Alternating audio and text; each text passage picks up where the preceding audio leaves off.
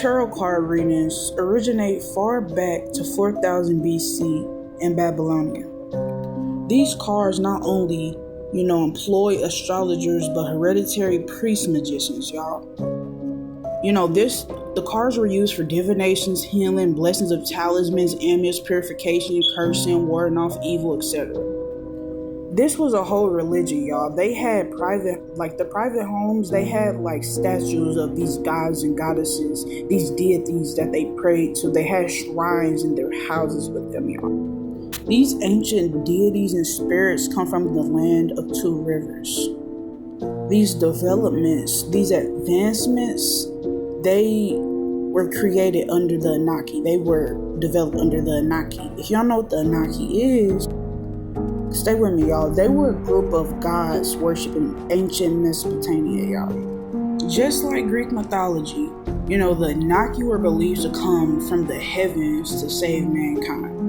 They had powers like casting spells, teleporting, resistance to harm, superhuman strength, longevity, stamina, all type of stuff. They were gods.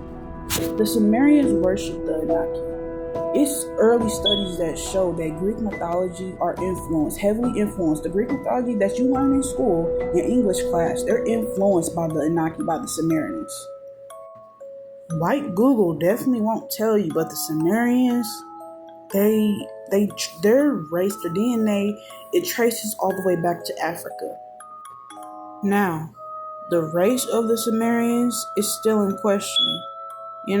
Some claim that they were black. The Sumerians called themselves black-headed people, and there's West Asian origin. Some say that Sumerians was a black civilization that migrated from the Nile River into Mesopotamia, while others say Sumerians was a West Asian who spoke non-Semitic and non-Indo language, settling in Mesopotamia between 5500 BC and 3300 BC.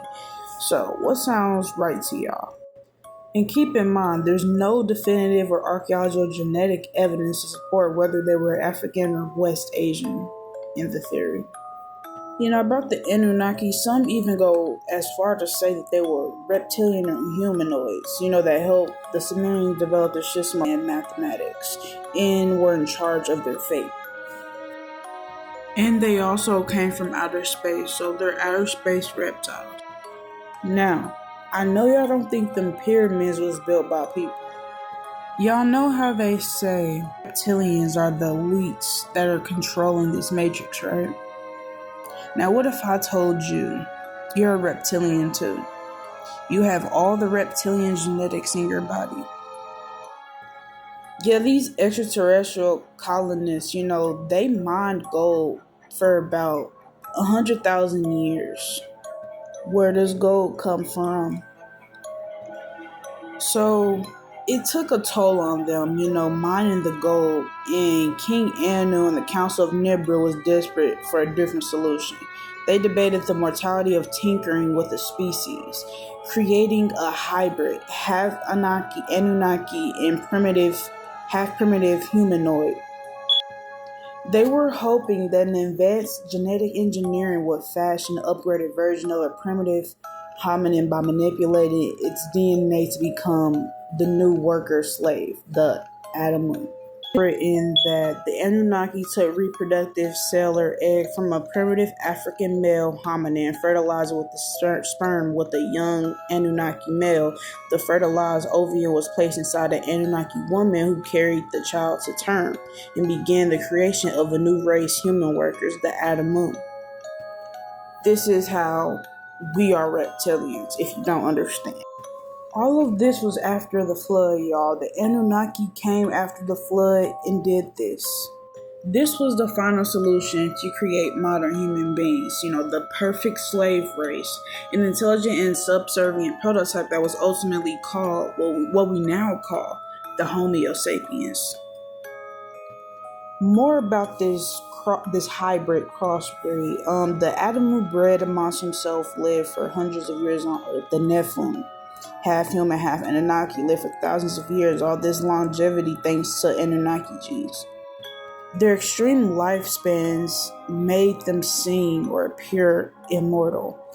The Anunnaki got concerned about this. because we were living so long. And they said about manipulating the DNA of humans to reduce their lifespan drastically and limit the total capacity of their brains. It is said the Anunnaki deny Homo sapiens intelligence and extreme longevity, and the Anunnaki possessed because it didn't suit their purposes. Homo sapiens were just made to be slaves.